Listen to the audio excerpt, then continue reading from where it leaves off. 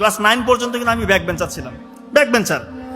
নাবিল ভাই বলতেছে যে ভাই তুই একটা কাজ কর, তুই যে প্রশ্নটা পড়তেছিস সেটা শুধু লেখ, আর কিছু করতে হবে না তোকে।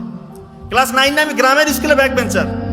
সেই জায়গা থেকে আলহামদুলিল্লাহ শুধু একটা জিনিস আমি ফলো করছি, যে প্রশ্নটা ইম্পর্টেন্ট প্রশ্নটা আছে সেটা আমি পড়ার পাশাপাশি লিখেছি, আর কোনো কিছু করি নাই আলহামদুলিল্লাহ। এরপর তো আপনারা সবাই জানেন ওই সময় গোল্ডেন এ প্লাস, মেডিকেলের চান্স, বিসিএস একবারে হওয়া, এগুলো আমি দুনিয়াবি সাফল্য মনে করি না এবং আমার আত্মপ্রচারণা করছি না, শুধু একটা মেসেজ দেওয়ার চেষ্টা করছি।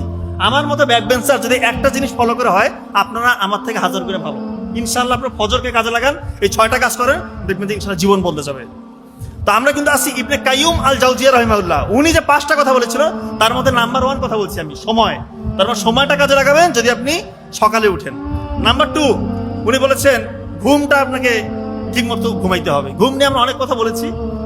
এশা সালাতের পর যে যত দ্রুত ঘুমিয়ে যাবে তার জীবন ইনশাআল্লাহ সে তত উন্নতির দিকে চলে যাচ্ছে, কারণ এই সময় ব্রেইনের প্রিফ্রন্টাল কর্টেক্স এবং হিপ্পোক্যাম্পাস এই দুইটা জিনিস তত কার্যকরী ভূমিকা পালন করবে যদি আপনি আগে আগে ঘুমান।